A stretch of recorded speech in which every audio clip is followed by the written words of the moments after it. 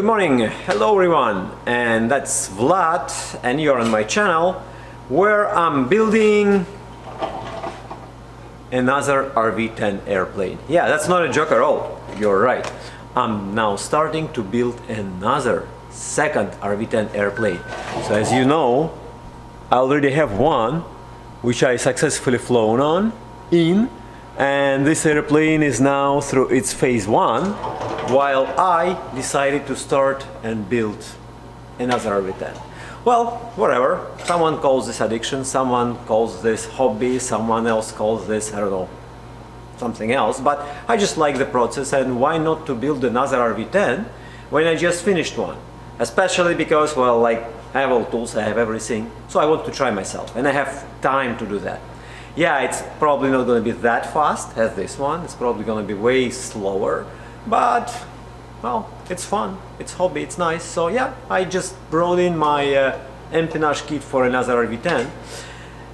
And yeah, someone may say that, why not RV14 or RV9, for example? Well, there is some plan behind that. I'm not ready to share it right now, but there is some plan about that. But anyway, videos continues and my story continues, and it's going to be another build. It's not going to be that fast, and most likely videos will be mixed between the videos from my RV10 current one, phase 1, and some videos with the building of the another RV10. So Maria, how's it going? Fine. Fine. So, are you ready? For what? You kidding me? You know for what? What? We're building another RV10. No, I'm not building anything. You do it yourself now. I'm serious. Look at all this. Well, That's all new parts. Your airplane isn't finished yet. You're not building anything. Well, we're flying this one. We're building now another you one. Finish that airplane. You still need to. Yeah, but I fly this one already. So now we're building another RV10. Well, so as you already know, I'm building another RV10 airplane. Not a joke, but, well, quite serious here, guys. Well, so I have on my table parts for the rudder, for the vertical stabilizer, for the rudder. So yeah, it's time to start the build, but before I start that, well, first of all, I have some missing parts. There is something on back order, I guess. A few components for the vertical stop, something for the rudder, plus I have to contact MDRA because, well, I need to get their formal permission to start build and register my build with them. And hello Jim, I hope to meet you again to inspect my new project if you watch this video. Well, so yeah, that's a plan, but for now, before I start, I would like to talk a little bit about the first flight of my already built RV10 airplane. Just in a few words, how that flight was, and also about, followed by that, 2 more flights, which I also did. Well, so yeah, let's talk about it a little bit. So, in my last video, I left you at the moment when I landed my airplane after the first flight. And to be honest, I received so many comments, thank you very much. It was really nice to hear from many of you congratulations about my first flight. Well, the flight was in general uneventful, however with some, I would say, minor snags. One of those snags was that right after departure from the runway, we experienced the overspeeding of the prop. So basically my engine and my prop were spec'd for 2700 RPMs, however we went up to like by 100 something, 200 something more. It was for a very short period of time, and we immediately fixed that by just pulling the prop lever back. So that was not an issue, but that demonstrated to me that I have a weak point of proper calibration of the governor and adjusting of the maximum limit on the prop. That happened because, well, despite I tried on the ground, and I was reading in comments online that Well, you have to be about 50 RPMs below on the ground on full power, which I did. So I set up everything exactly as written. So I set it up in static, so when the airplane is held by the brakes at full power, my RPMs were 2660, 2650, which I assumed that while rotating and taking off, my RPMs will just jump by 50. In fact, they jumped almost by 250 up. So it was about like 2900. And well, that immediately was fixed, as I said, and I readjusted the prop after that. Another issue was the temperature. As you know, my engine is new, and well, it has to be overhauled. Overhauled? No, not yet. It has to be broken in.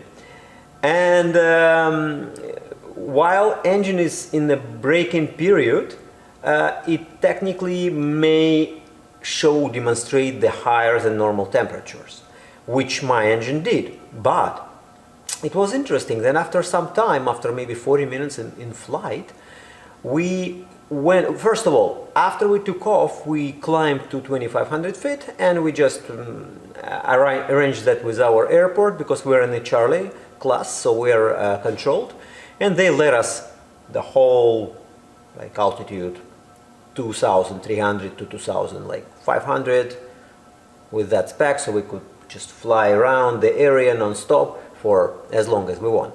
So we did for over an hour airtime. But as soon as we climbed to 2,500, our oil temperature was already 220, 221, which is the limit. So we immediately did everything to lower that down. Our cylinder head's temperature was also quite high. We were like on most of the cylinders, it was, I would say, 420, 415, which was also very high. After 40 minutes in flight, we realized that cylinder head temperatures of all cylinders except cylinder number 2 and number 6 went below 400. 375, 355, 365, 395. On that day, temperature was 15 Celsius at the level where we were flying. So we realized that 4 out of 6 cylinders temperature become normal, gradually going down from like 420s, while 2 cylinders were still showing 425, 435-ish degrees Fahrenheit. And it's only cylinder 2 and 6. Well, I can understand about cylinder number 6. It's really in the back of the firewall. But cylinder number 2, it's really in front. Anyway, we realized something is not right. And oil temperature was also about 215 all the time. We realized something is not right, but we assumed probably it's breaking in period still. We did our flying and performed an eventful landing. I must say that handling of the airplane is at the best level I ever flown. I have not flown that many types, but I have quite good amount of DA40, DA20 time, Cherokees, Cessnas, of course, but comparing to the low wing airplane, which actually the stick one, so I would say DA40, DA20, handling, and especially with the push rods, right? So we have more better handling of the airplane comparing to Cherokees or to Cessnas, where we have those the cable controlled surfaces. So yeah, this airplane like really it wants to fly. It's perfectly filled. The only moment scared me, I totally forgot that our trimmer is quite sensitive, and I was doing like 140, and I just quite put like over a second putting the nose down, and it was like really abrupt pitch down. So basically the trimmer you have to work really slow, or just to install some extra model, which actually I already designed for my airplane. I will install it, which will slow down the speed of the trimmer. Landed. After landing, I did full inspection of my cowlings, everything, no signs of leaks, no signs of issues, so everything was good. We conducted 2 more flights in the following days, in total 4 hours air time at the moment. And well, weather kicked in after that. So unfortunately now we're sitting under weather. Yesterday was a beautiful day to fly, but our apron and our airport is all icy. So despite the perfect weather to fly, I couldn't even steer my airplane. So I just decided to give up. It's just not safe.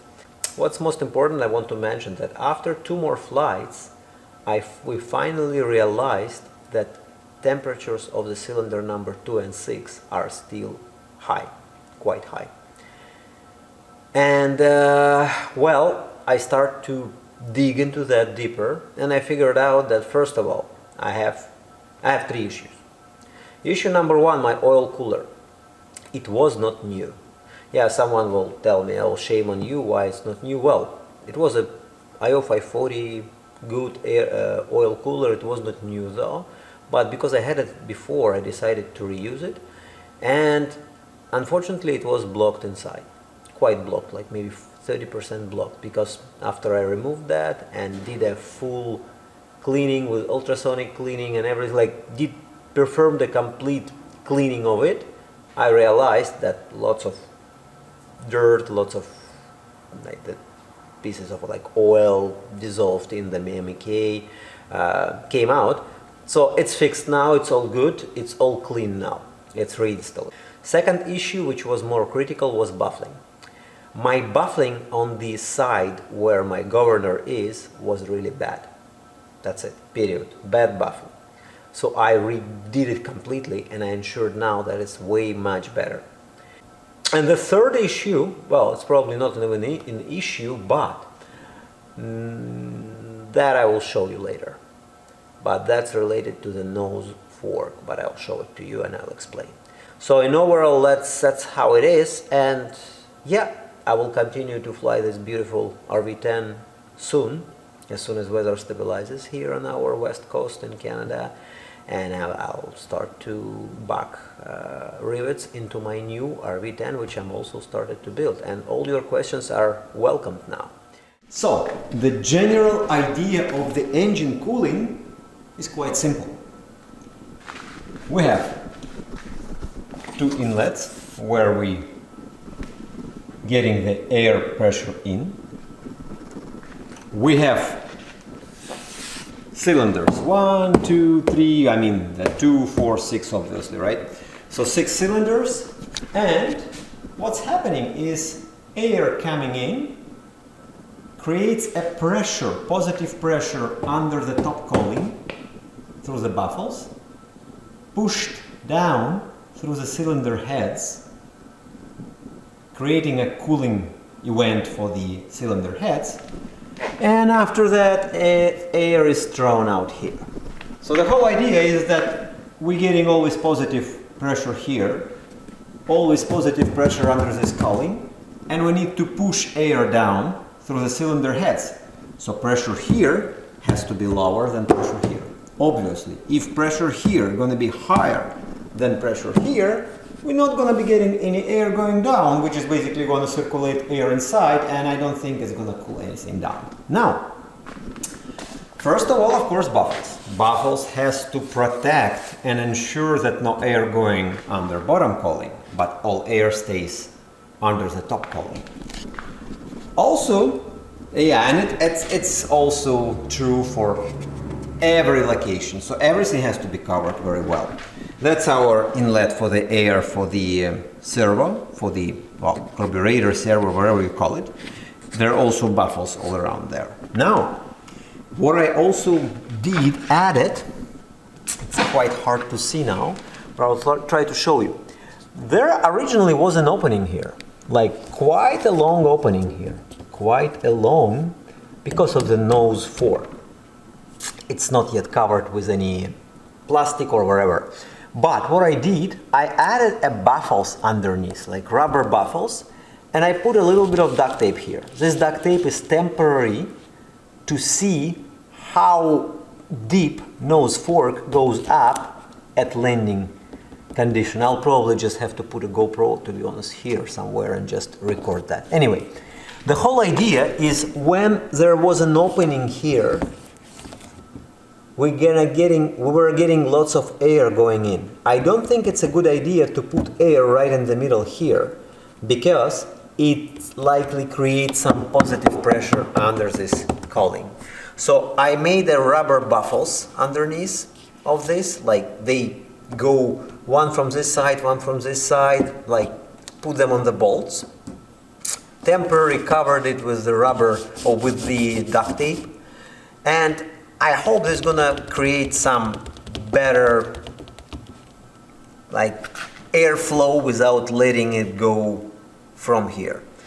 I also added something like Cessna drivers sometimes add for extra slipstream, creating more negative pressure here, but that's probably I will remove, just not to lose any speed, extra speed. So I just on 2 bolts. The steel plates, well, we'll see. But the whole idea is to maximally create maximum pressure here and minimum pressure here. So we just push all air in.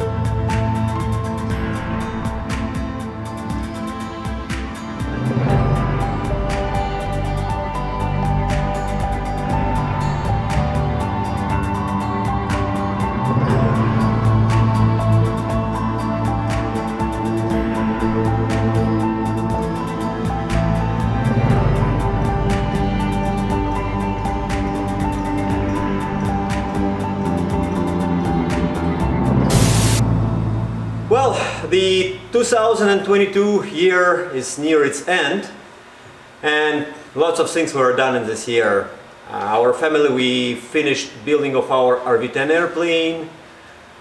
I've flown it, and now I'm through the phase 1 while doing my 25 hours. Well, like almost 3/4, like not even 3/4, but what, about 10 hours is done already. Hopefully weather will be VFR and I'll be able to finish it quite soon. So this year was really rich for us in terms of the like things which we did, and lots of interesting things happened with our airplane. But we also started to build another RV10. Uh-oh. Yeah, that's true. Joking. No, I'm not joking, it's serious. Yes, you are. So, we would like from our family to wish you all the best in upcoming 2023. Happiness, wealth, and of course a good health. And stay tuned, watch our channel. We're gonna keep building, keep riveting, keep bucking our new RV10 while flying the other one. Candles in the window, shadows painted the ceiling, gazing at the fire below, feeling the gingerbread feeling, precious moments, special people, happy faces I can see living in my memory. All the family here with me, somewhere in my memory. Christmas joys all around me, living in my memory.